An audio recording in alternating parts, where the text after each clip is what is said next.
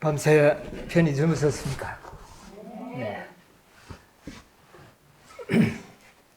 이제 이 세상은 이 대쟁투의 선악의 대쟁투의 이제 거의 마지막을 거의 가까워 온 것 같습니다. 이 선악의 대쟁투의 마지막이 가까운 이때에 쟁점이 뭐가 되겠습니까? 대쟁투의 쟁점이 뭐가 되겠어요? 예? 예, 가장 원론적인 대답이네요. 예, 안식일. 예. 왜 안식일이 쟁점이 됩니까?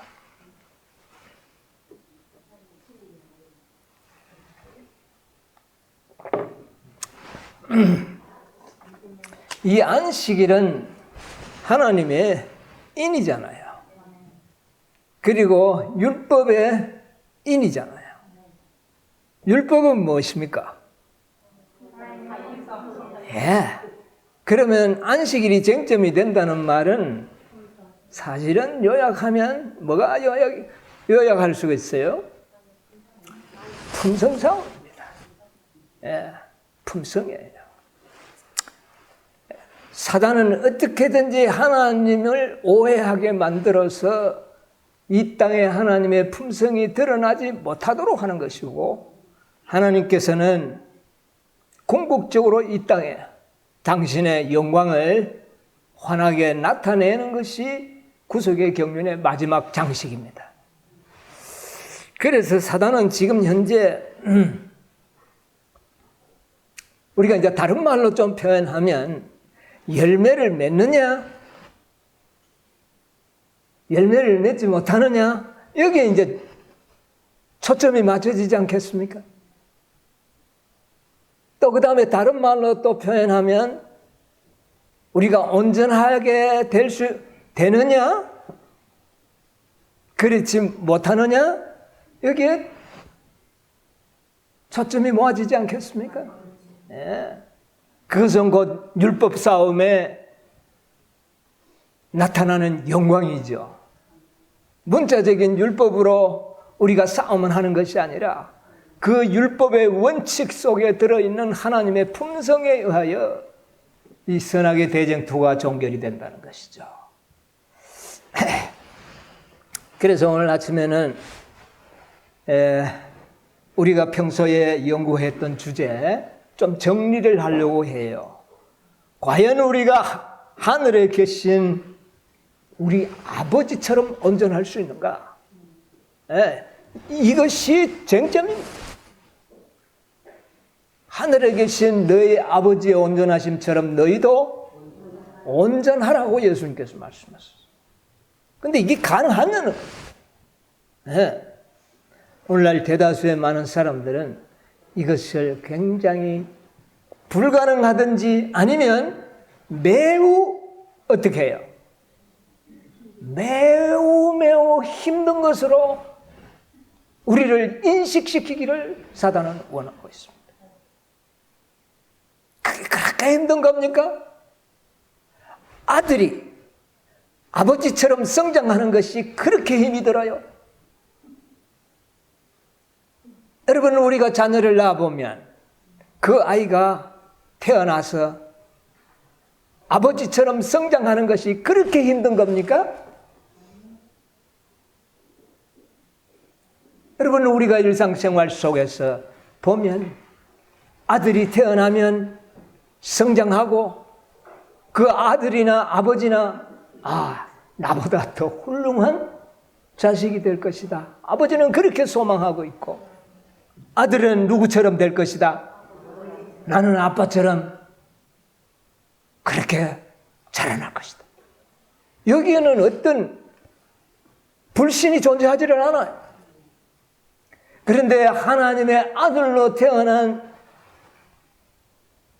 하나님의 아들들이 하나님처럼 품성의 온전함으로 성장하는 일이 그렇게 힘들고 불가능할 겁니까? 여러분 한번 잘 생각을 해보세요. 이것은 오늘날 사단이 매우 이것을 힘들게, 어렵게, 불가능하게 만들려고 하는 그 궁극적인 사단의 기만에 의하여 우리가 지금 우리 생각 속에 그렇게 자리 잡고 있다고 하는 것입니다. 이제 구원에 대해서는 사단이 막을 길이 없어요. 구원의 복음은 사단이 막을 방법이 없습니다. 그런데 이제 마지막 수단은 뭡니까? 우리가 하나님처럼 온전된다는 건 불가능한 일이야. 이렇게 생각하도록 만든다고 하는 사실을 기억하시기 바랍니다. 예수님이 헛말을 하시는 분입니까? 너희도 그러므로 너희도 그랬어요. 그러므로 너희도 하늘에 계신 너희 아버지의 온전하신처럼 너희도 온전하라.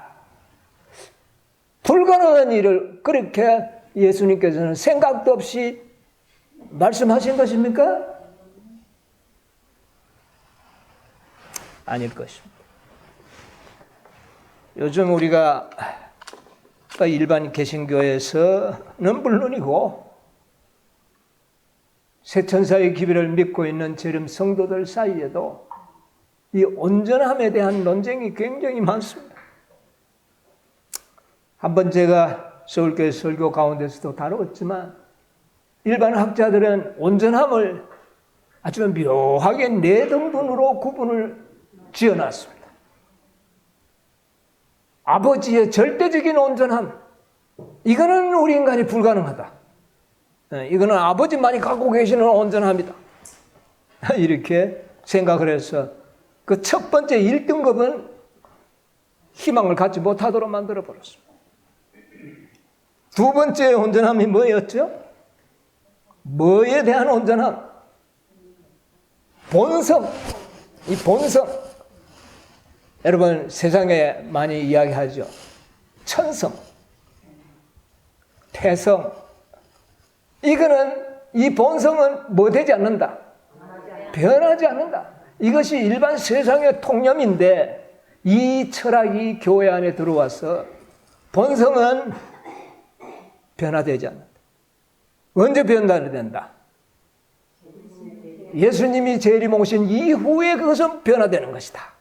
그렇게 구분을 지어놨습니다. 그러면 이 본성의 변화도 지금 현 세상에 우리에게는 이루어지지 못하는 본성, 그 완전이에요. 그 2등급도 우리가 가기가 지금 현재는 힘들어요.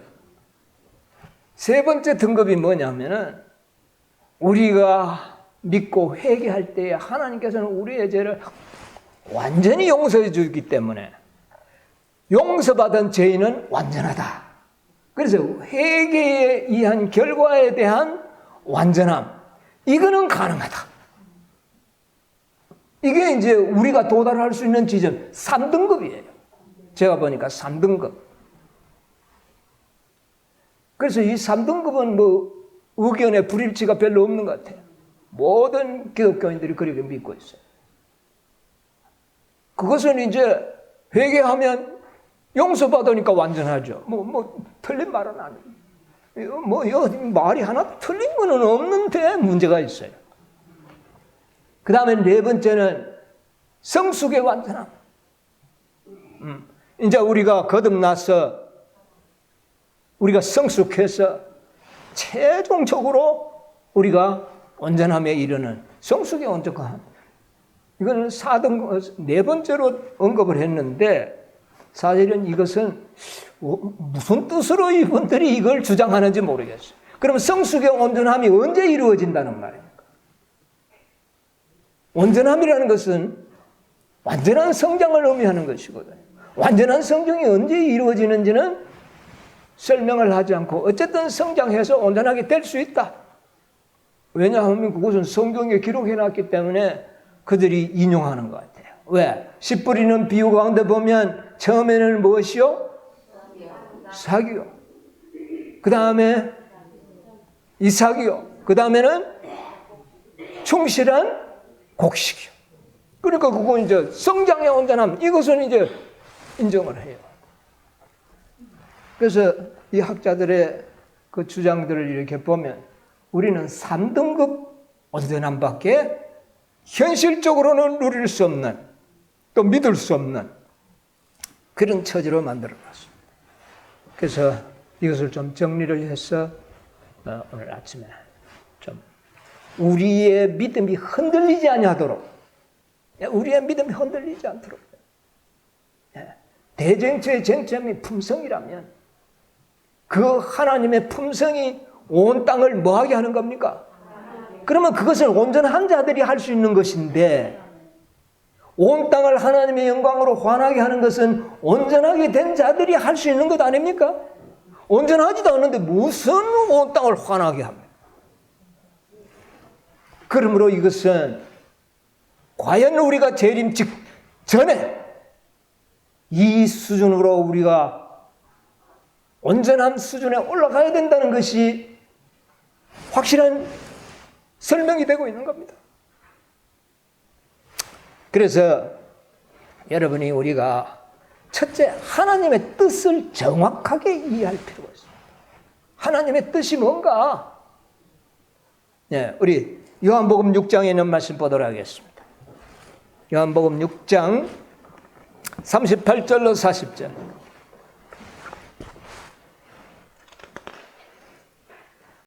내가 하늘로서 내려온 것은 내 뜻을 행하려 함이 아니오 나를 보내신 이의 뜻을 행하려 하는다. 나를 보내신 이의 뜻은 내게 주신 자 중에 내가 하나도 잃어버리지 아니하고 마지막 날에 다시 살리는 이것이니라. 내 아버지의 뜻은 아들을 보고 믿는 자마다 영생을 얻는 이것이니 마지막 날에 내가 이를 다시 살리리라 하시니라. 네, 됐습니다. 자, 여기 하나님의 뜻이 나타나 있죠. 이 뜻은 뭡니까? 아들을 보고 믿는 자마다 멸망치 않고 영생을 얻게 하려 하심이라. 요한복음 3장 16절을 우리가 기억하고 있지 않습니까? 자, 믿는 자마다 무엇을 얻는 것? 영생을 얻는 것이 누구의 뜻이라고요? 아버지의 뜻이요? 또 누구의 뜻이죠? 아들의 뜻입니다. 여기에 대해서는 아무도 항의를 하는 사람이 없어요. 확실한 진리니까. 이게 구원의 토대를 이루는 것이에요. 믿는 자마다 구원을 얻는 것입니다. 구원 얻는 것이 누구의 뜻이라고요? 아버지의 뜻입니다. 그 구원을 얻도록 하기 위하여 누구를 보내셨다고요? 아들을 보내셨다. 아들은 이 땅에 오신 것은 아버지의 뜻을 뭐 하려고? 행하려고 오셨다. 그래서 이 구원은 하나님의 뜻입니다. 여러분, 구원 얻는 일이 하나님의 뜻이고 소원이라는 말입니다. 자, 그 다음에 또 하나의 하나님의 뜻이 또 있으니까 한번 좀 살펴보도록 하겠습니다. 히브리서 10장 5절을 제가 읽겠습니다. 그러므로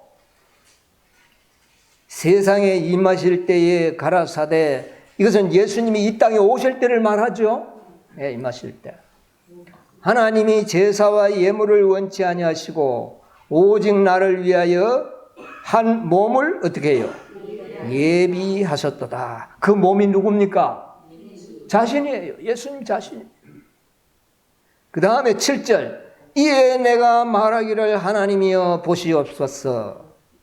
두루마리 책에 나를 가르쳐 기록한 것과 같이 하나님의 뜻을 행하려 왔나이다. 자, 예수님이 뭐를 행하려 왔다고요? 하나님의 뜻을 행하려 왔나이다. 그런데 이 뜻은 요한복음 6장과는 좀 다른 뜻입니다.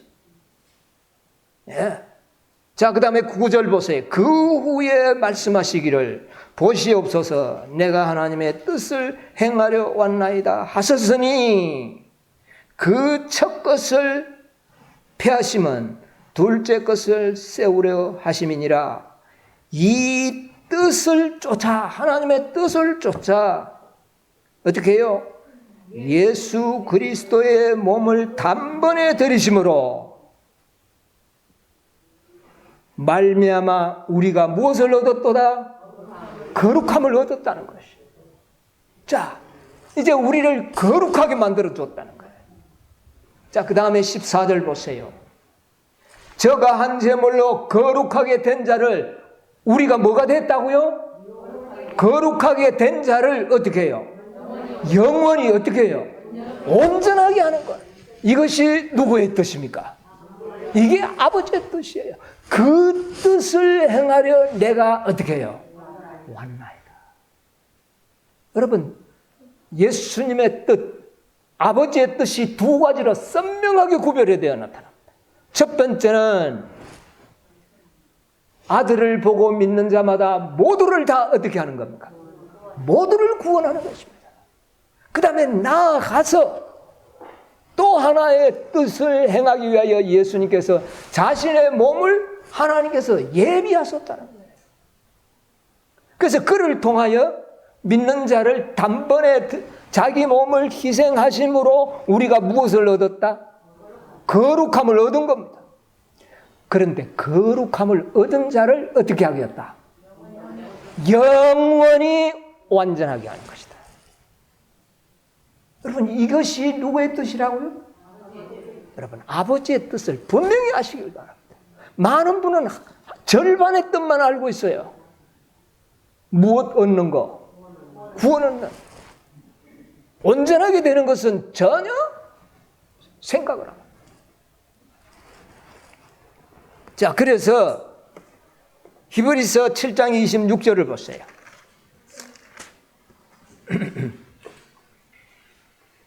(26절에) 보면 이러한 대제사장은 우리에게 뭐하니? 합당하니 거룩하고 악이 없고 더러움이 없고 죄인에게 떠나 계시고 하늘보다 어떻게 해요? 높이 되신 자라. 자, 예수님이 이제 대제사장이 되셨는데 이러한 대제사장이 우리에게 합당하다는 겁니다. 근데 왜 합당한가? 그 이유를 보니까 자, 보세요. 7장 28절. 율법은 약점을 가진 사람들을 제사장으로 세웠거니와 율법 후에는 어떤 사람을 대제사장으로 세웠다고요? 율법 후에 하신 맹세의 말씀은 영원히 어떻게 해요? 영원히 온전케 된 자를 대신 아들을 뭐를 세우셨느냐? 뭐로 세웠느냐? 대제사장으로 세웠다는 말입니다. 예수님이 이 땅에 인간으로 오셔서 어떻게 되셨다고요? 영원히 온전케 됐다. 영원히 온전케 된 제사장을 우리를 위하여 세우셨는데 그것은 우리를 영원히 온전한 사람으로 만드시기 위해서 대제사장이 된 겁니다. 이것을 우리가 잊지 말아요. 하나님의 뜻은 분명하게 나타납니다. 우리가 온전하게 되는 것이에요. 네. 온전하게 되는데 얼마나 온전하게 된다고요? 영원토록. 네. 여러분, 씨는요, 열매는 영원합니다. 완전하냐. 네. 그래서 우리는 하나님의 뜻을 분명히 기억을 해야 돼요. 그런데 오늘날 많은 그리스도인들이 두 번째 뜻은 거의 연구를 하려고 하지 않습니다. 이게 사단의 기만입니다. 왜요? 영원히 온전하게 된 자가 나타나지 않으면 그리스도의 재림은 없는 것입니다. 그리스도의 재림은 없어요. 온 땅을 그의 영광으로 어떻게 해요?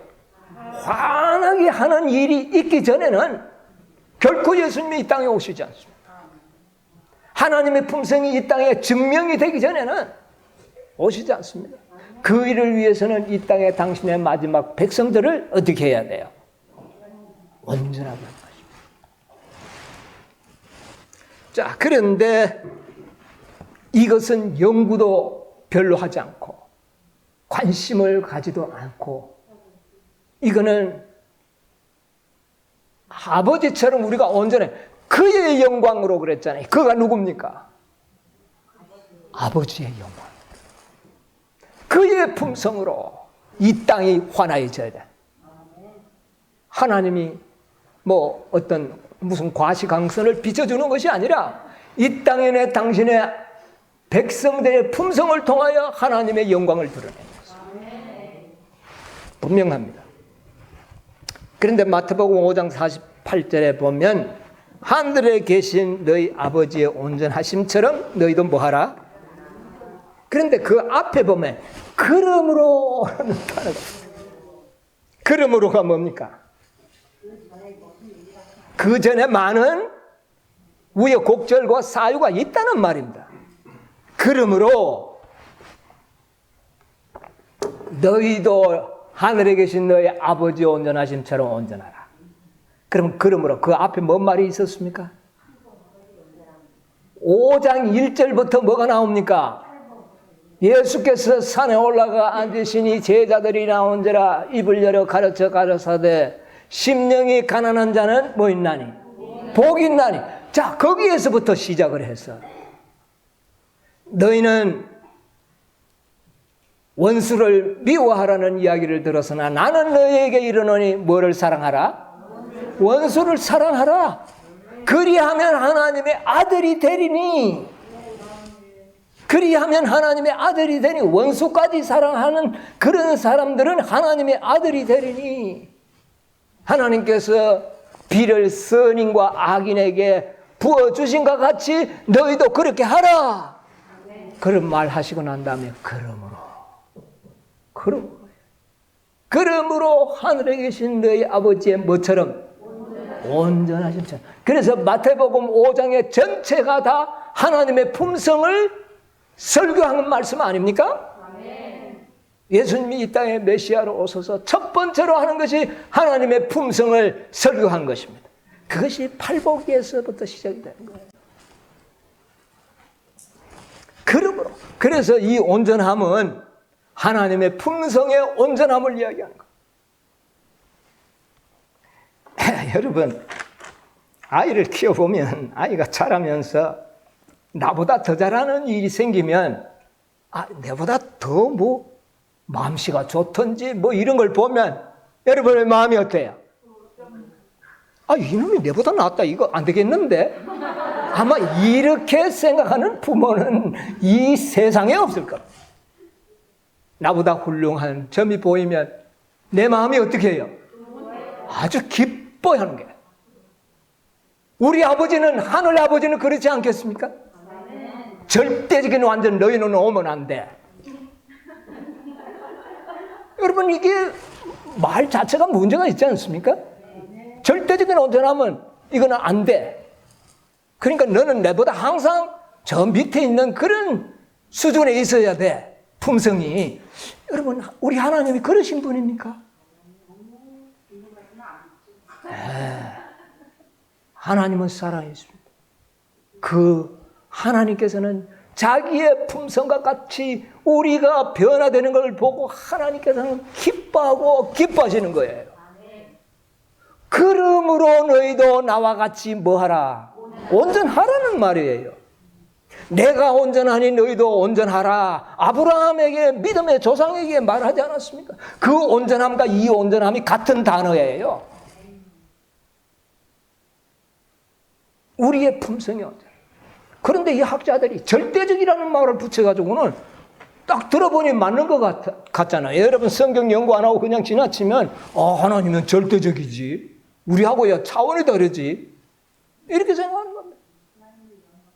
여러분이요, 품성의 속성은 아버지의 품성의 속성과 우리의 품성의 속성은 동일해야 되는 겁니다. 다르면 그것은 문제가 있어요. 우리가 하나님과 같이 되는 것이 하나님의 뜻이요, 그것이 안 된다면 문제가 있는 겁니다. 이해하시겠습니까? 네. 이것을 우리가 깨닫는 일은 매우 중요해요.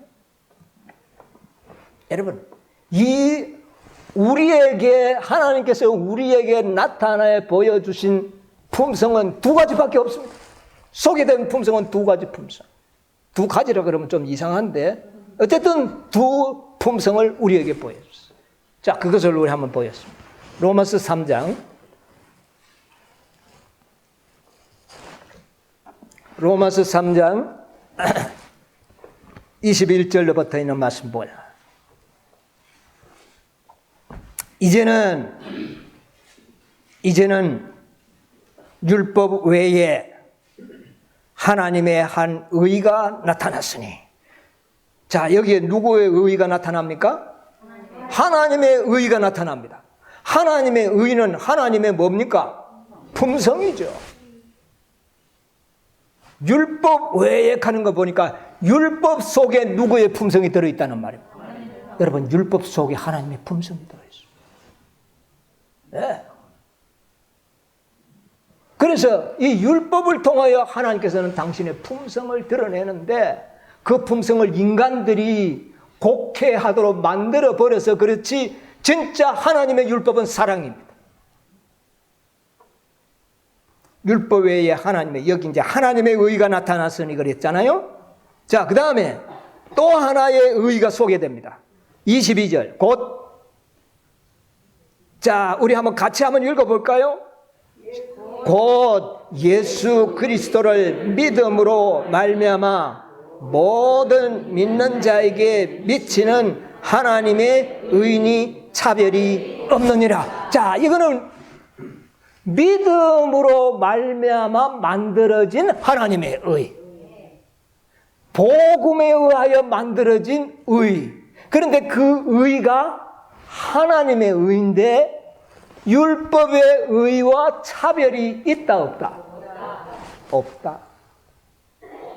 믿음으로 말미암는 의는 누가 먼저 이루신 겁니까? 예수님이 이루신 거예요. 예수님이 사람으로 이 땅에 오셔서 의를 만들어낸 겁니다. 예수님이 개발한 의예요. 이 의가 믿음으로 말미암는 의인데 딱 보니까 율법의 의와 견주어 보니까 어떻게 해요? 차별이 없어. 똑같은 의라. 그러니까 결국은 의는 뭐밖에 없다? 하나밖에 없다. 여러분, 이 땅이나 하늘이나 하나님의 품성밖에 다른 어떤 품성이 뭐가 있습니까? 하나님의 품성이 아니면 사단의 품성입니다. 그렇지 않아요? 왜냐하면 우주 만물은 누가 만드셨으니까요. 하나님이 만드셨기 때문에 하나님이 만드신 그 모든 속에는 누구의 품성이 들어있어요? 하나님의 품성이 들어있고, 사단에 의하여 속임을 받은 자에게는 누구의 품성이 들어있어요? 의가 여러 가지, 품성이 여러 가지 있는 줄 알아요. 개성은 여러 가지가 있지만은 품성은 같은 겁니다. 개성과 품성은 다른 겁니다. 네. 자, 그래서 복음 속에 그리스도의 의가 들어있는 거예요. 이것은 그리스도가 만들었기 때문에 그리스도의 의라고 말합니다.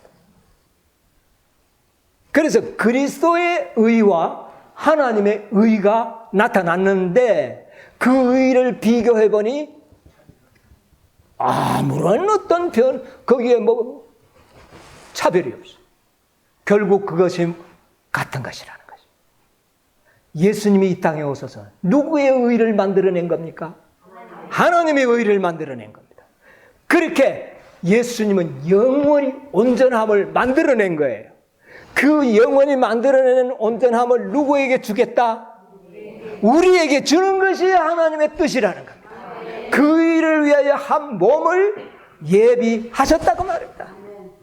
그 몸이 이 땅에 오셔서 하나님의 의를 만들었고 그 만들어진 의를 우리에게 주겠다는 겁니다. 그러므로 우리가 믿음으로 말미암아 의를 얻을 때에 그 의는 누구의 의입니까? 그리스도의 의요, 아버지의 의입니다. 그 의 속에 흠과 점이 있나요? 놀라운 일입니다. 여러분이요, 우리가 믿음으로 말미암아 의를 얻을 때 흠과 점이 없는 완전한 의를 얻는 겁니다, 여러분이요. 그런데 이 의를 얻은 이 의를 영원하게 만들어버려 완전히 굳혀버리는 것이 하나님의 뜻이라는 것이죠.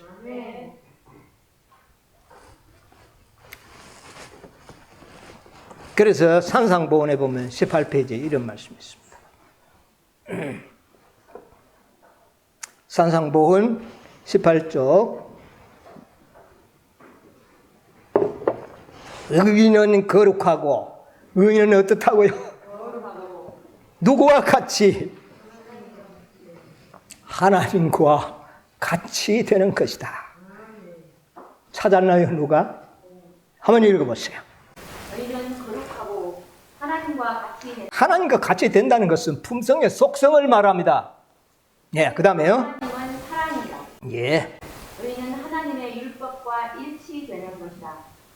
왜냐하면 그의 모든 계명이 의로우시며 사랑은 율법의 완성이기 때문이다. 의인은 사랑이며 사랑은 하나님의 빛과 생명이다. 하나님의 의는 그리스도를 통하여 실현된다. 그러므로 우리는 그분을 받아들임으로써 의를 얻게 된다. 그분을 받아들임으로써 의를 받는데 그 의가 누구의 의입니까? 하나님의 의예요. 아시겠습니까? 네. 그 다음에 의는 고통스러운 투쟁이나 지치게 만드는 수고 그리고 선물이나 희생으로 얻어지는 것이 아니라 그것을 얻고자 누리고 목말라 하는 모든 영혼에게 거저 주어지는 것입니다. 네, 이것은 그냥 선물로 길거리에서 나눠주는 선물이 아니라는 겁니다. 어떤 사람에게 주시는 선물이라고요? 원하고 갈망하고 목말라 하는 자들에게 주시는 하나님의 선물이에요. 네, 선물인데 길거리에서 나눠주는 그런 값없는 선물들이 아니에요. 네, 갈망하는 자들. 자, 그 다음에 또 보세요. 너희 목마른 자들아 물로 나오라. 돈 없는 자도 오라. 너희는 와서 사 먹되 돈 없이 값 없이 와서 사. 그들이 내게서 얻은 이름이라 여호와의 말이니라. 그 이름은 여호와 우리의 의라 일컬. 예, 그 이름은 여호와가 누구의 의가? 우리의 의라 일컬음을 받을 것이라. 그 일이 실현되었는데 그것이 꼭 그리스도께서 이 땅에 오셔서 의를 만드시고 믿는 자에게 그 의를 주셔서 그리스도 우리의 뭐요? 의가 되는 거죠. 여러분, 이 의 속에 흠과 점이 있나요? 없습니다. 그러면 됐지 뭐 또 다른 온전함이 있느냐? 거룩하게 되고 온전하게 된 자를 영원하게 온전하게 만드는 것입니다. 이것이 하나님의 궁극적인 뜻이라는 겁니다. 네. 자, 그러면서 절대적인 완전을 이야기하는 분들이 뭐라고 이야기하느냐면은 화이트 부인의 말씀을 좀 인용하는데 거기 보면 뭐냐면은 천사의 완전은 하늘에서 실패하였고 인간의 완전은 축복의 낙원 에덴에서 실패했다. 이 말을 갖다 댑니다. 그러네. 이 완전했는데 실패하는 거 보니 이건 뭐가 안 되고 하나님만이 절대적으로 완전하구나. 얼핏 보면 그래가지고 절대적인 완전이 상당히 힘을 얻고 있는 말씀으로 이 말씀을 인용합니다. 그런데 여러분요, 천사가 하늘에서 완전히 실패했죠. 범죄했으니까. 그런데 그들이 품성이 나빠서 범죄한 겁니까? 아니면 하나님을 아는 지식이 부족했던 겁니까? 그들이 품성이 나빠가지고요. 그런 게 아닙니다. 루스벨도 지음을 받을 때 어떻게 지음 받았다가요? 완전하게 지음을 받았다. 물론 죄는 오묘입니다. 그러나 다른 3분의 1 천사들은 뭐 때문에 실패했나요? 그들이 완전했는데 하나님을 오해한 겁니다. 오해했다는 말은 하나님을 아는 뭐가 부족했다는 겁니다. 지식이 부족합니다. 아담이 완전하게 창조되었습니다. 뭐 품성이 나빠서 선악과 따먹었나요? 그렇게 생각한다면 큰 문제가 있습니다. 그런데 왜 따먹었나요? 그가 비록 완전하게 창조함을 받았지만 하나님을 아는 지식이 부족했습니다. 그래서 속임을 당한. 여러분, 지식이 부족하면 어떻게 되죠? 속는 겁니다, 여러분. 우리가 왜 죄를 짓는지 압니까? 이제 우리가 죄를 안 지으려고 하는데 속는 거예요. 그래서 사단은 거짓에 뭐예요? 아비예요. 그런데 안 속으려면 어떻게 해야 돼요? 죄를 안 지으려고 결심이 된 자들이 죄를 안 지으려면 뭐만 되면 되는 거예요? 하나님을 아는 지식이 충만하면 안 속습니다. 죄 지을 이유가 없어. 그래서 천사에 완전히 실패하고 인간에 완전히 실패한 것은 그들이 하나님을 아는 지식이 부족했기 때문에 사단에게 속은 거예요. 그래서 죄를 지은. 이게 매우 중요한 문제입니다. 그래서 우리의 지식은 영생은 곧 유일하신 참 하나님과 보내신 자 예수 그리스도를 어떻게 해요? 아는 것이 영생이다. 아는 것이 온전하며 아는 것이 완전한 겁니다. 아는 것은 저절로 됩니까? 연구해야 되고 시간이 필요한 겁니다. 우리가 하늘에 가서도 아는 것은 증대됩니다. 우리가 어느 수준까지 올라가야 되느냐 하면은 사단에게 속지 않을 정도로 지식이 올라가야 됩니다. 그렇게 되면 영원한 온전함을 얻게 되는 겁니다. 지금은 여러분 보면 물론 저도 마찬가지지만 뭐 문제가 있으면 마음이 흔들려요. 네. 이거 아직까지 뭐가 하나님을 아는 지식이 확고부동하지 못합니다. 아직도 사단이 비집고 들어올 틈바니거니가 있어요. 충만하지 않다는 겁니다.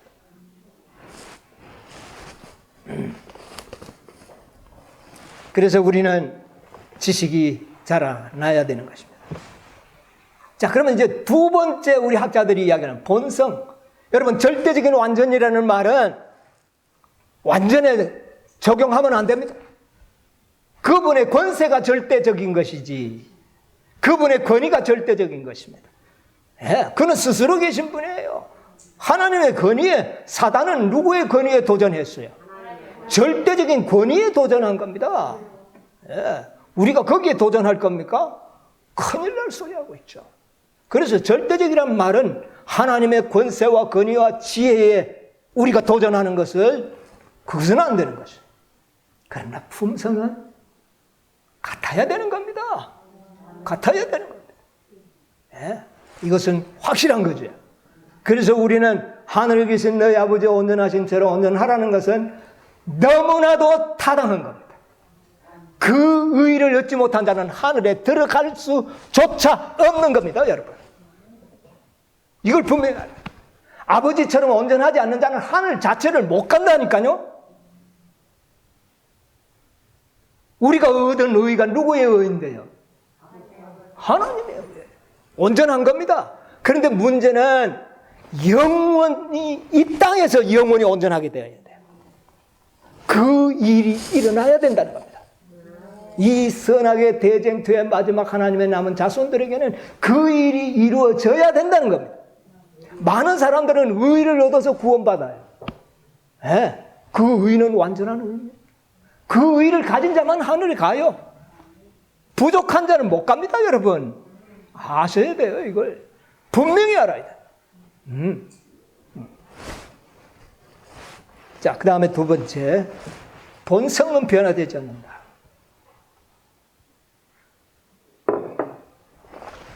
천성과 태성이 변화되지 않고 성경에는 본성이라 그랬는데 본성은 변화되지 않는다. 그렇게 이야기를 하고 있습니다.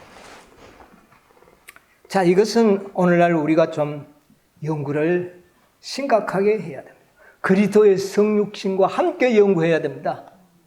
여러분, 그리스도께서는 이 땅에 오실 때 누구의 본성을 취하시고 오셨나요? 예.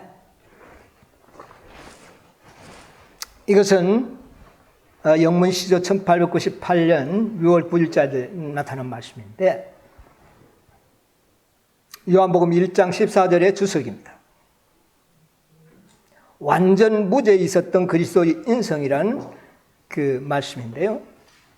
그리스도가 타락한 상태 가운데 있는 인간의 본성을 입었었을 때, 예수님이 이 땅에 올 때 어떤 본성을 입었다고요?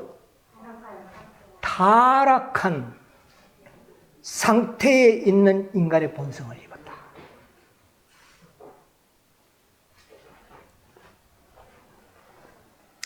살아남는 이들 45쪽에 보면 이런 말씀이 있어요.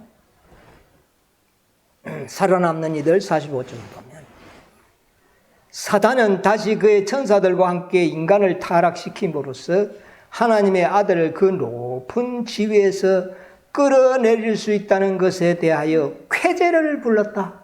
뭐를 불렀다고요? 번역하는 사람이 쾌재라 그랬는데, 네, 쾌재를 불렀다. 그는 그 천사들에게 예수께서 타락한 인간의 본성을 취하신다면 자기가 그를 이기고 구원의 계획이 성취되지 못하도록 막을 수 있다고 말하려고 기뻐하였다. 쾌재를 불렀다는 겁니다. 뭐만 가지고 온다면, 타락한 인간의 본성을 예수님이 입고 오신다면 분명히 자기가 예수님을 어떻게 해요? 예수님을 이길 수 있어요. 자, 그러면 예수님이 죄 있는 본성을 가져왔는가? 성경에 그 말이 있느냐? 로마서 8장 3절을 보세요. 로마서 8장 3절.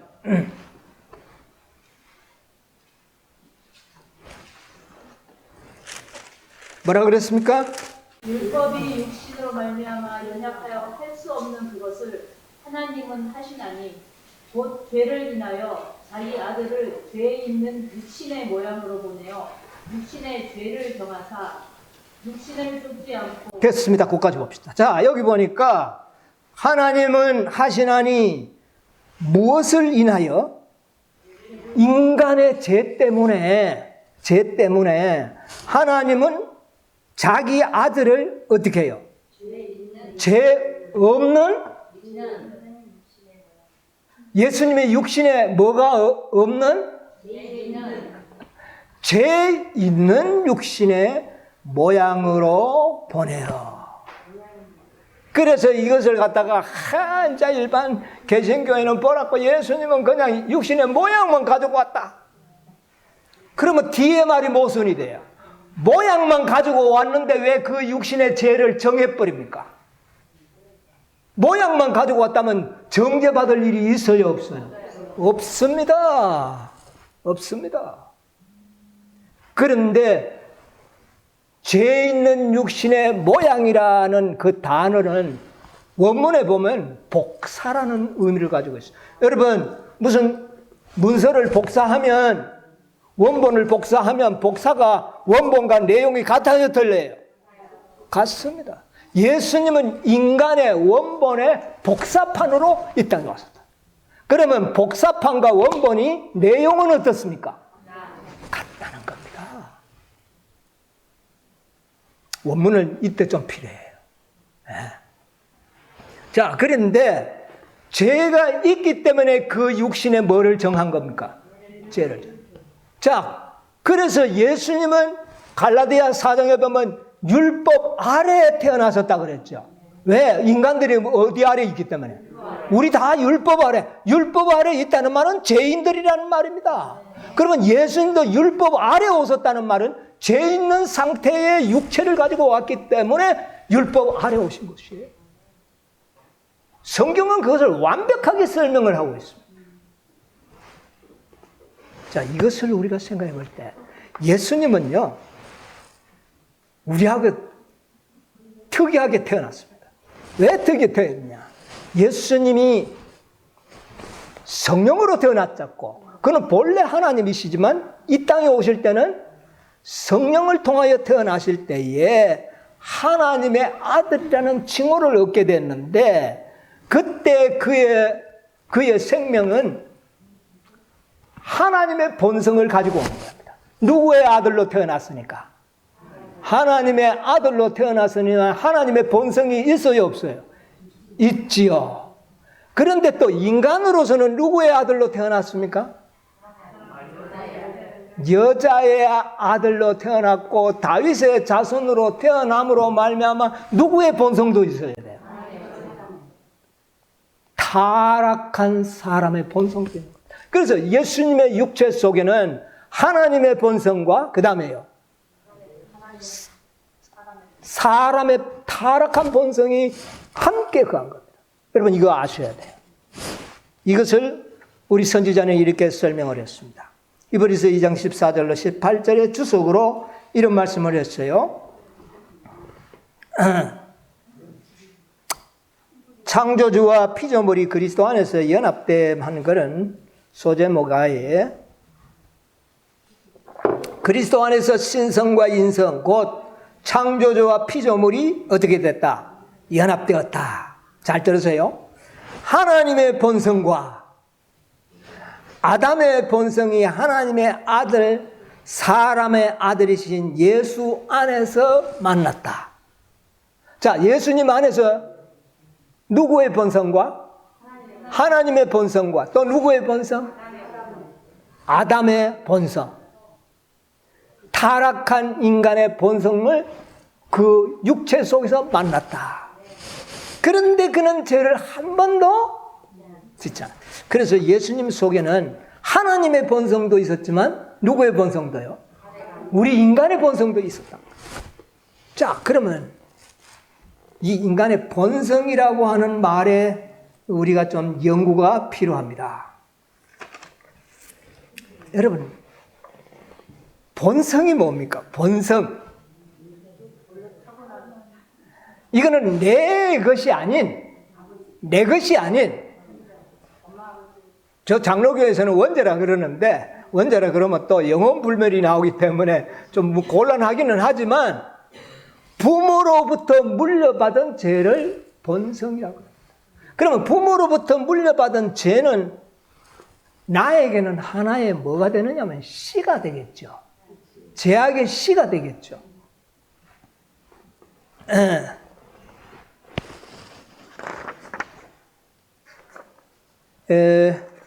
이것은 화이트보이의 편지 가운데 기록된 말씀이다. 한번 들어보세요. 참고가 좋습니다. 사단의 타락 이후 진리의 거짓 사이에는 항상 대립이 있어 왔다. 현재 계속해서 죄악의 씨를 뿌리고 있는 사단은 한때 하늘 궁정에서 가장 높은 지위 중 하나를 차지하고 있었다. 자, 죄악의 씨를 누가 뿌리고 있다고요? 사단이 뿌리고 있습니다. 자, 그 씨를 최초의 우리의 조상이었던 누구의 몸에? 아담의 몸에 사단은 죄악의 씨를 뿌리는 일에 뭐 해버렸습니까? 성공했습니다. 그 씨가 아담의 후손으로 태어나는 모든 사람들의 육체 속에 그 씨가 전수되고 있는 겁니다. 그것이 유전의 법칙이에요. 부전자죠. 유전의 법칙에 의해 죄악의 씨가 인간들에게 다 물려지고 있는 겁니다. 내가 태어나자마자 뭐는 가지고 태어납니까? 죄악의 씨를 가지고 태어납니다. 예수님도 인간이 되심으로 그 죄악의 씨를 육체 속에 어떻게 해요? 간직하고 오셨다. 그러므로 하나님께서 그 육체를 정죄한 겁니다.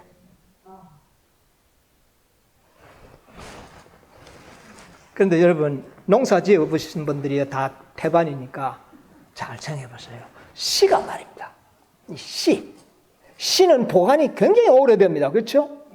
아주 좋은 환경에만 두면 뭐 수십 년, 수백 년이 가도 씨는 보존이 됩니다. 그런데, 그러나 그 환경이 나쁘면 그런 건 아닙니다. 무조건 되는 건 아니에요. 환경이 최적의 환경 속에 씨는 오래 보존이 됩니다. 그런데 또 한 가지 더 합니다. 씨는 발화가 되기 전까지는 아무런 그 자체에 힘이 없어요.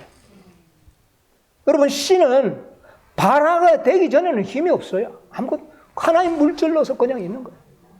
그런데 중요한 것은 발화가 되면 그 발화된 씨는 자체에 뭐가 있습니까? 자체에 힘이 있어요. 발화가 되고부터는 그 씨앗 속에 발화된 그 생명의 기운이 스스로가 움직여서 떡잎을 만들어내고 줄기를 만들어내는 것은 그 안에 있는 운동력이 그렇게 하는 겁니다. 그렇죠. 그러니까 발화만 되면 씨앗은 뭐가 있다는 겁니까? 운동력이 있고, 생명력이 있고 자라나는 거죠. 확실하죠? 그래서 이것이 자라나면 또 뭐를 맺습니까? 죄를 짓는다. 불법을 행했다는 것은 씨를 맺었다는 거예요. 씨를 맺었으면 또 떨어지겠죠? 어디 떨어질까요? 내 마음속에 떨어져요. 그 떨어진 씨앗을 내가 또 장가 시집가면 자식들에게 또 어떻게 해요? 그 씨를 또 물려주죠. 그게 유전법칙이에요. 자, 우리 모든 인간들은 태어날 때 그 죄악의 씨를 가지고 태어납니다. 태어나는데 우리 육체는요, 죄악의 씨가 싹이 트고 자라는 일에 가장 적합한 땅입니다. 우리 육체는요, 죄악의 씨가 잘 싹이라고 아주 자라기에 최적화된 땅입니다. 여러분, 그거 인정하십니까? 네. 우리 어린아이가 태어나면은요, 태어남과 동시에 육체가 자란과 동시에 뭐도 싹이 터버릴까요? 부모로부터 물려받은 죄악의 씨가 싹이 터버립니다. 그러면 발화가 돼요. 그 다음부터 그것 자체가 힘이 있어요. 내 육체를 움직이는 힘이 있다니까요. 그걸 갖다가 죄의 성향이라고. 그 죄의 성향은 자꾸 어디로 기울어지게 만듭니까? 자꾸 죄 쪽으로 기울어지게 하는 거예요. 이게 모든 인간들의 경험입니다. 여러분, 이 경험 했습니까? 안 했습니까? 예.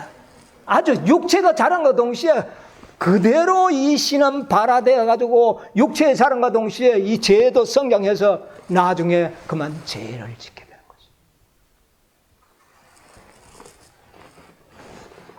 여러분, 12살까지는 보통 이 세상에 12살까지는 죄를 지어도 이 세상에 그 죄를 책임을 묻지 않고 감옥에 가두지 않아요. 오히려 부모를 잡아 가뒀으면 가뒀지 자녀들에게는 하지 않아요. 왜? 그게 무슨 죄이기 때문에? 본성의 죄이기 때문에 부모에게 책임을 묻는다고 말입니다. 여러분 아시겠습니까? 여러분, 이 본성의 죄는 자신의 책임을 묻지 않고 부모에게 책임을 묻어요. 미성년자라고 그러죠. 몇 살까지를 일컫는 말이죠?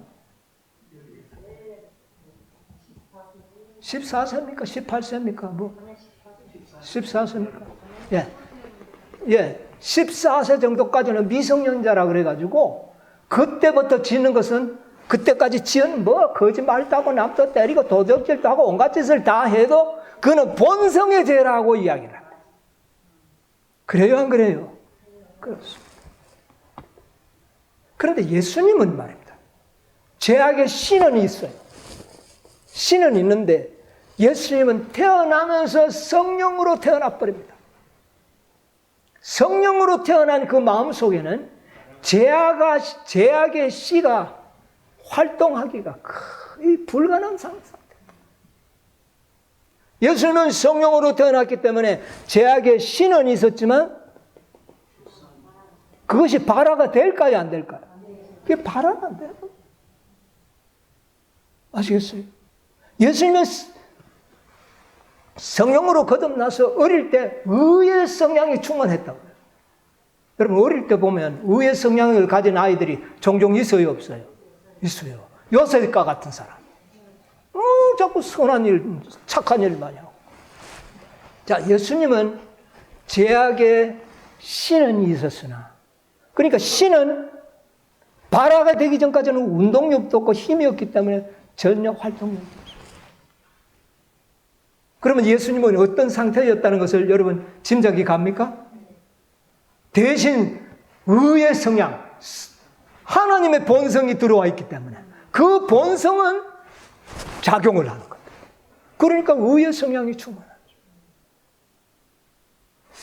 그러면 예수님하고 우리하고 다르니까 뭐 우리 죄 짓는 건 당연하네. 예, 죄인이 죄 짓는 건 당연한 거 맞습니다. 왜? 죄인이니까요. 아시겠습니까? 자, 그런데 중요한 것은 우리는 다 성령으로 태어나지 않고 육으로 태어났습니다.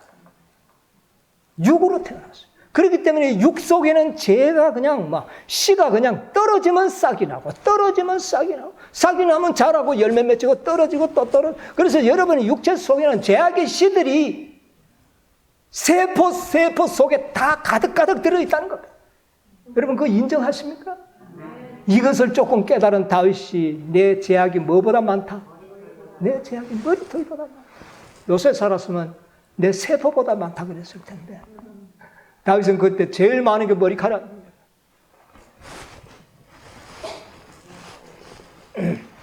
자, 우리는 죄의 본성만 가지고 태어났어요. 그러므로 죄 짓는 건 당연한. 그래서야 하나님께서 구속의 경륜에 무엇을 만들어 놨느냐면 우리가 성령으로 태어나기 전에는 우리도 무엇으로 태어날 수 있다고요? 여러분 우리가 조금 모태에서부터 성령으로 태어나지는 못한다 할지라도 나중에 예수 그리스도를 믿음으로 모든 사람은 다 성령으로 태어날 수 있는 특권이 있나요 없나요? 있습니다. 우리가 성령으로 태어날 때 우리의 육체 속에는 하나님의 본성이 들어오나요 안 오나요? 왜? 그래서 하나님의 아들의 권세를 얻게 되는 겁니다. 요한복음 1장 12절에 영접하는 자 곧 그 이름을 믿는 자들에게는 뭐를요? 하나님의 자녀가 되는 하나님의 아들이 되는 권세를 줬다는 겁니다. 여러분이요. 우리가 누구의 아들이라고요? 하나님의 본성이 들어왔어요. 자, 그래서 예수님의 본성 속에도 인간의 본성과 하나님의 본성이 있었듯이 우리도 이제는 어떻게 됐어요? 나의 인간의 본성과 하나님의 본성. 이제부터는 게임이 좀 달라지기 있어요. 이제부터는 게임이 달라진다니까요. 그래서 거듭나지 않으면 구원을 받지 못한다는 이유가 있어요. 성령으로 거듭나기 전까지는 죄 짓는 것이 당연해요. 죄인이 의를 행하려고 하면 만날 제 주인에게 얻어맞아요. 자, 그래서 보세요. 로마서 3장에 있는 말씀 좀 보겠습니다. 로마서 3장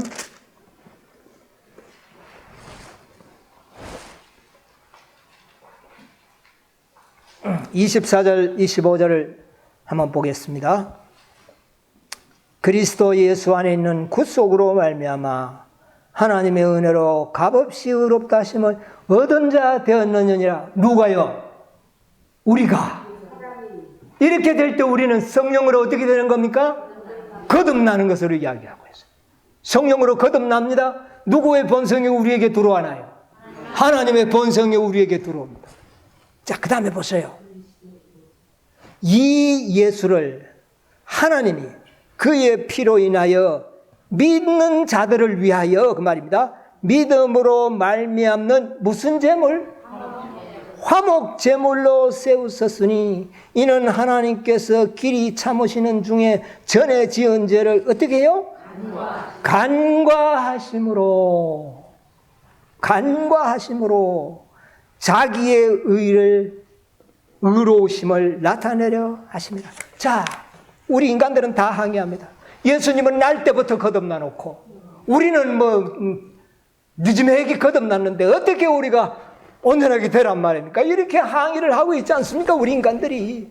우리가 어떻게 온전하게 되느냐고 항의한다고 말이에요.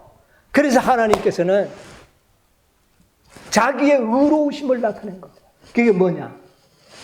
여러분 언제 거듭났습니까? 나이가 몇 살쯤 됐습니까? 우리 조영석 집사님은 몇 살 때 거듭났다고 생각합니다. 예수 믿은 지는 언제입니까? 오래됐는데 여기 현대진이 와서 거듭남을 생각한 것 같아요. 그러면 약 60년 동안 60세가 돼가지고 비로소 거듭났다. 그랬죠? 60년 동안 죄 많이 짓고 막 죄악의 씨가 꽉 뿌려져 있는데 그 중에 그 육체 속에 하나님의 본성이 어떻게 해요? 들어왔어. 자, 이제 역사가 이제 달라질 수가 있는 거예요. 그러면 60년 동안 이 수많은 죄들이 어떻게 되는데 되는가? 여기 보니까 전에 지은 죄를 어떻게 해요? 간과한다. 여러분, 간과한다는 말이 뭡니까? 죄로 여기지를 않겠다. 그런데 이 말이 뭐냐면은 원문에 파레시스라는 단어인데, 파레시스라는 이 단어는요, 성경에 딱 여기 한 번만 사용된 자. 전에 있는 죄를 몽땅 간과해 주는 일에 우리 일평생에 거듭날 때입니다. 왜 그렇게 될 수 있느냐? 그리스도께서 우리의 뭐가 되셨기 때문에 화목 제물로 삼으셨으니, 그리스도가 우리를 위하여 화목 제물이 되셨기 때문에 우리를 간과해 준다는 겁니다. 간과한다는 것은 60년 전에 지은 죄는 전혀 인정을 안 하겠다. 그래서 나는 육체로 태어나서 죄도 많이 짓고 이래, 이제 그렇게 할 필요 없다. 새로 시작하라는 겁니다. 지금부터 이 땅이라는 거예요. 네. 거듭나면서부터 시작하라는 겁니다. 그 전에는 내가 다 무효로 만들어 볼게. 죄 한 번도 안 지은 것처럼 너희들 내가 생각해 주겠다. 여러분, 화목제물이 스테리온이라는 헬라어인데, 이 단어가 뭐냐 하면은 속죄소라는 말입니다. 화목제물이 속죄소냐고요. 그렇죠? 속죄소는 어디에 있는 겁니까? 지성소에 있어요. 그곳에서는 죄가 어떻게 되는 겁니까? 네, 여러분이요, 우리가 거듭나기 전에 모든 죄는 도말해 버린다는 거예요. 전혀 인정하지 않겠다. 여러분, 할렐루야, 감사합니다. 과거에 지은 죄 전혀 하나님은 기억도 안 하겠다. 그때는 그때고 이제 태어났다고 하나님은 생각한다는 겁니다. 이제 너희들이 지금 태어났어. 방금 태어났어. 그러니까 본성의 지금 죄는 인정하겠다는 겁니까? 안 하겠다는 겁니까? 본성의 죄 인정 안 하겠다. 그 전에 지었다. 본성으로 지었다. 14살까지 지은 죄는 인정 안 하겠다는 겁니다. 무슨 말인지 아시겠어요? 그래야 하나님이 공의로운 분 아닙니까? 자기의 의로움을 그 대신 우리의 모든 죄의 죄값은 누구한테서 다 받은 겁니까? 예수님께서 화목제물로 치러 주셨기 때문에 가능하다는 겁니다. 이 구속의 경이 놀랍지 않습니까?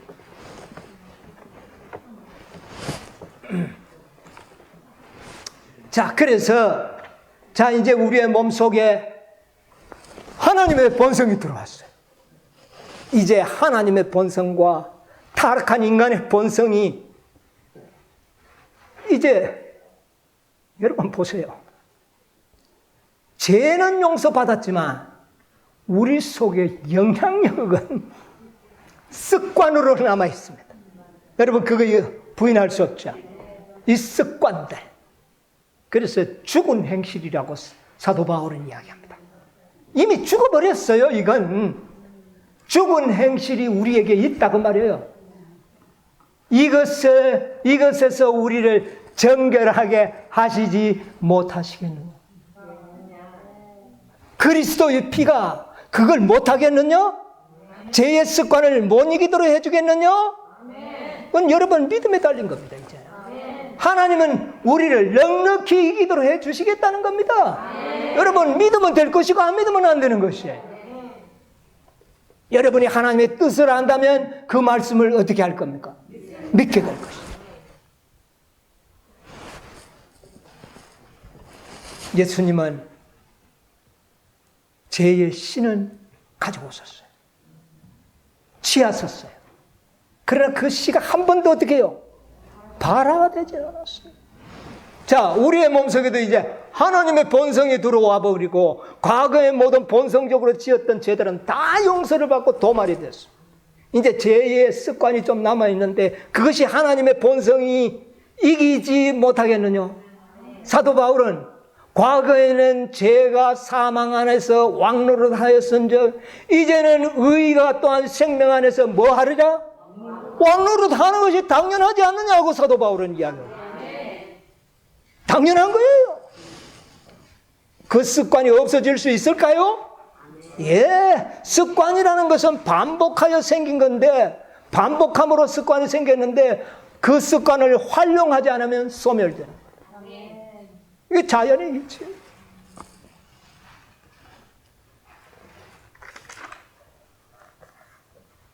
예수님은 죄악의 씨가 왜 사게 않더느냐?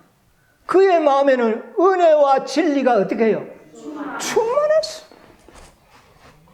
왜 우리가 진리의 말씀을 연구합니까? 왜 이런 집회를 통해서 힘들게 이렇게 우리가 앉아 있어야 됩니까?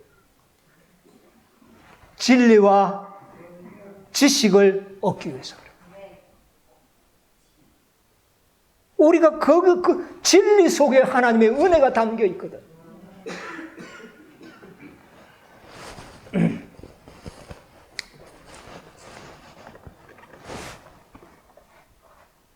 여러분, 우리 육체 속에 있는 모든 씨는요, 다 발화가 되어버렸습니다. 그런데 발화된 씨는, 발화되지 않는 씨는 오래 보관이 되지만, 발화된 씨는 어떻게 됩니까? 보관이 안 돼요. 여러분, 하나님께 감사하시기 바랍니다. 우리 몸속에 있는 모든 씨는 발화가 되어 있습니다. 발화된 씨앗은 자라나지 않으면 죽습니다. 확실합니까? 자라나지 못하도록 하시기 바랍니다. 그러면 은혜와 진리가 충만하면 이 죄악의 씨앗이 발화된 씨가 자라날까요? 자라지 못합니다. 조금만 오래 지나면 그것이 고사하여 죽어버립니다. 그래서 인내가 필요한 겁니다, 여러분이요. 죄 짓고 싶을 때에 죄의 성량의 충동이 일어날 때 인내하시기 바랍니다. 그러면 발화된 씨가 죽어버립니다. 혹시 발화되지 않은 씨가 있어도 싹틀 염도가 나지 않습니다. 은혜와 진리가 풍성한 가운데는 자라나지 않습니다. 발화도 안 됩니다. 그런데 이 성령이 충만한 가운데는 이 씨가 보관이 안 돼요. 죄악의 씨는. 죄악의 씨가 아주 보관할 수가 없어요. 썩어버릴 겁니다. 죄악의 본성도 변화될 수 있습니다. 학자들이 이야기 잘못된 거예요. 재림 전에 변화될 수 있습니다. 우리는 분명히 재림 전에 변화될 것입니다. 연애신의 보장이 있을까요? 예, 보장이 있습니다. 먼저 성경의 보장을 먼저 찾아볼까요? 요한일서 3장 8절로 9절 한번 읽어보세요. 죄를 짓는 자는 마귀에게 속하나니 마귀는 처음부터 범죄합니다. 하나님의 아들이 나타나신 것은 마귀의 일을 멸하려 하십니다. 하나님께로서 난 자마다 죄를 짓지 않습니다. 그는 하나님의 씨가 그의 속에 거합니다. 저도 범죄치 못하는 것은 하나님께로서 났습니다. 하나님의 씨가 우리 마음속에 있다 없다. 그게 무슨 씨예요? 사단은 죄의 씨를 뿌렸다면 하나님은 우리 속에 당시의 품성의 씨를 뿌린 것. 그래서 이 씨가 자라면 죄를 짓지 아니하나니. 왜 이 말은 다 믿지 않습니까? 요한일서 5장 8절 보세요. 18절입니까? 한번 읽어보세요. 하나님께로서 난 자마다 예, 어디로서 난 자는? 하나님께로 나기만 하면, 예. 범죄치 아니하는 줄을 우리가 알. 요한은 안다 그랬어요. 하나님께로서 나신 자가 저를 지키시되 악한 자가 저를 만지지도 못하느니라. 예. 이 말씀을 믿습니까? 성경이 분명히 우리가 죄업 짓지 않는 완전한 생애를 살 수 있다는 것을 보장하고 있습니다. 이것은 요한은 이미 안다 그랬어요. 그러니까 사단이 요한을 속일 수 없잖아요. 사단은 요한이 어디까지 들어가 봤어요? 기름가마에도 들어가지 않습니까? 속일 수 없어요. 아는 자들은 그렇게 되는 겁니다. 하나님을 아는 자. 자, 우리 예언의 신에 있는 말씀을 보겠습니다. 시대소망 172쪽. 그리스도인 생애는 옛것을 변경하고 개량하는 것이 아니라 본성을 변화시키는 것이다. 뭐를 변화시킨다고요? 본성을 변화시킨다고 하는데 왜 학자들은 재림 후에 나가서 본성은 변화된다고요? 목사들에게 보내는 권면 150쪽에 보면 이런 말씀이 있습니다. 150쪽. 그대가 믿는 진리는, 누가 믿는 진리? 그대가 믿는 진리는 영혼을 성화시키며 전 인격을 형성하고 꼴찌울 수 있으며 그대의 말과 죄의 성량을 바꿔줄 것이다. 뭐도 바꿔주겠다? 우리의 죄의 성량도 바꿔주겠다.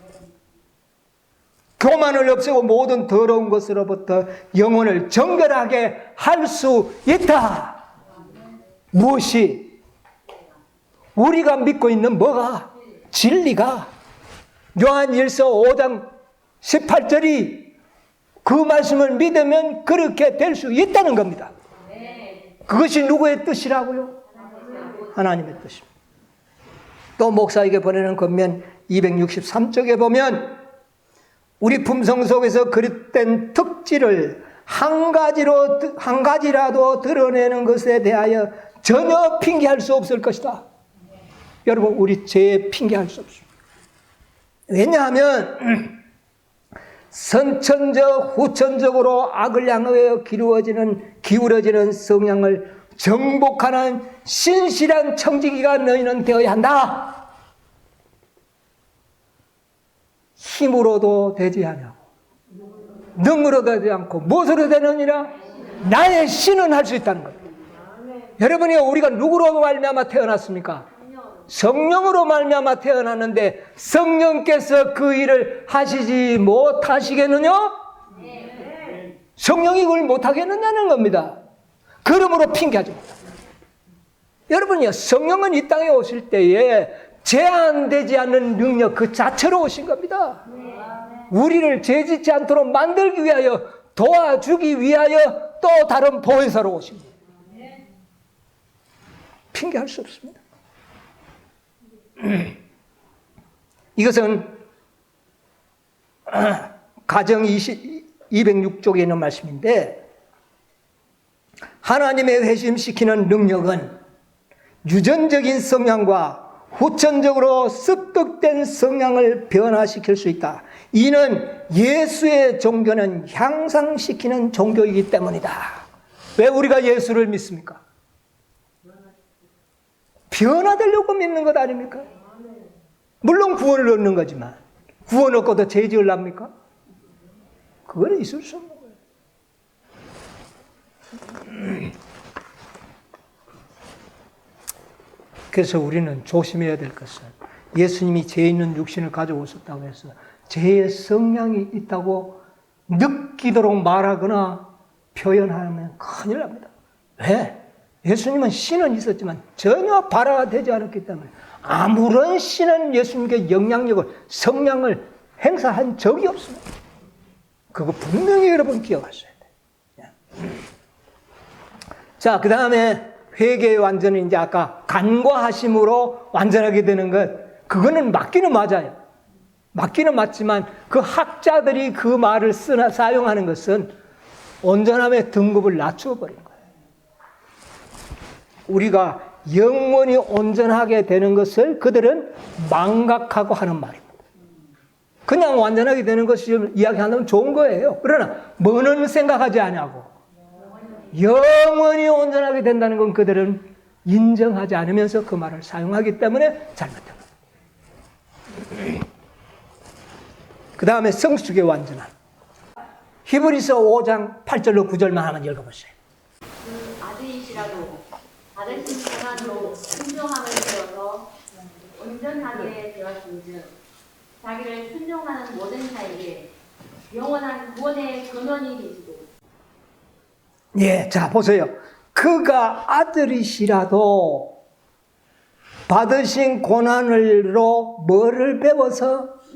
순종함을 배워서 온전하게 되었은즉. 자, 예수님도 단번에 영원한 온전함을 된 겁니까? 배워서 되었다는 말입니다. 우리도 뭐 해서? 배워서 그렇게 되는 겁니다.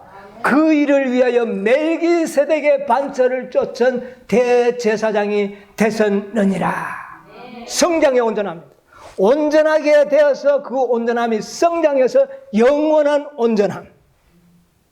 더 이상은 사단에게 속을 일이 없는 그런 지식의 성장까지 도달하는 것을 말하는 겁니다.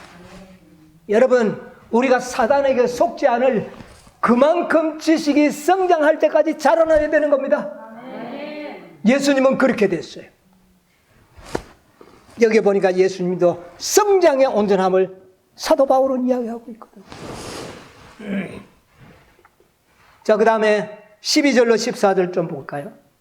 때가 오래므로 너희가 마땅히 선생이 될 터인데 너희가 다시 하나님의 말씀의 초보가 무엇인지 누구에게 가르침을 받아야 할 것이니 떡이나 먹고 단단한 식물을 못 먹을 자가 예, 됐습니다. 보세요. 자, 마땅히 우리가 어디까지, 어느 수준에 올라가야 된다고요? 선생의 수준에 올라가야 돼요. 그런데 많은 그리스도인들이 어느 수준에 있다고요? 초보에 머물러 있다는 거. 초등학생의 수준에 머물러 있다는 거. 초등학생들 여러분 보세요. 얼마나 잘 속습니까? 초등학생 수준에 있다는 거예요. 네. 자, 단단한 것을 어떻게 해요? 안 먹으려고 그래요. 뭐만 먹으려고 그래요? 젖만 먹으려고 그래요. 젖은 맛있고 담백하고 아주 순수하고 좋은 것이죠. 그러나 젖만 먹어서는 안 된다는 겁니다. 장성한 사람이 되기 위해서는 어떤 음식을 먹어야 된다? 단단한 음식을 먹어야 돼. 오늘 그리스도인들이 단단한 거 먹기를 시작해요. 온전함 14만 4천인 이런 거 연구하면 아이고 그거 힘들어. 뭐만? 하나님의 사랑만 이야기해달라는 겁니다.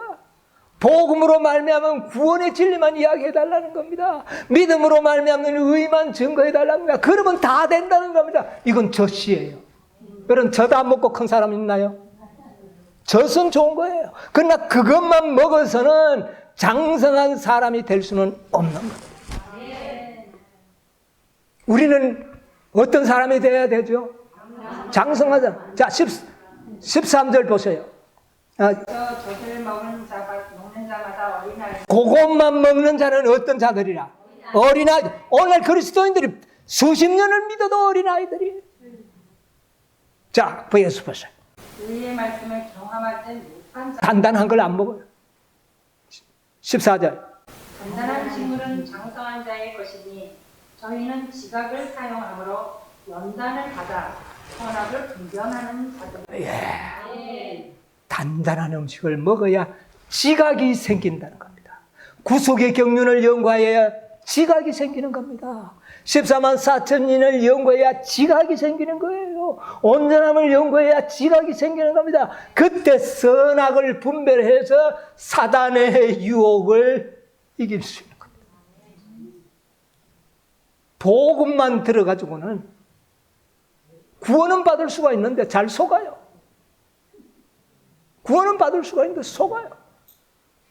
마지막에는요, 단단한 음식을 먹지 못하는 자들은 다 사단에게 속습니다. 그래서 내 백성이 지식이 없으므로 망하는도다. 지식이 없으므로 망하는 거예요. 그들이 복음이 잘못돼서가 아니에요.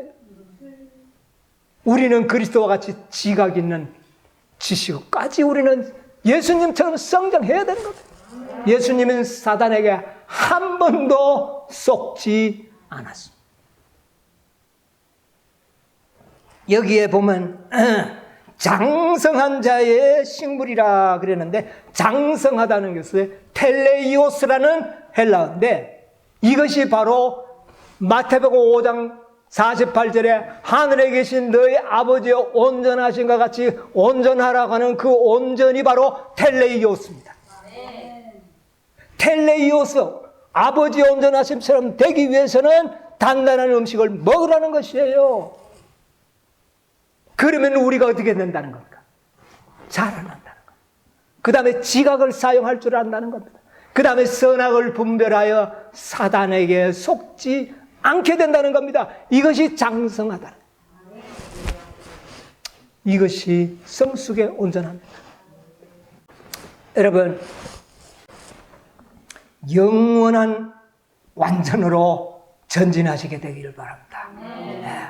우리를 하나님의 뜻은 이것이니 영생 얻는 것이요, 두 번째는 거룩하게 된 자를 영원히 온전하게, 이것이 하나님의 뜻입니다. 그 뜻을 이루시고 여러분 사단에게 속지 않고 영원한 온전함으로 여러분이요 우리의 믿음이 성장하게 되시기를 간절히 바라면서 말씀을 마치겠습니다.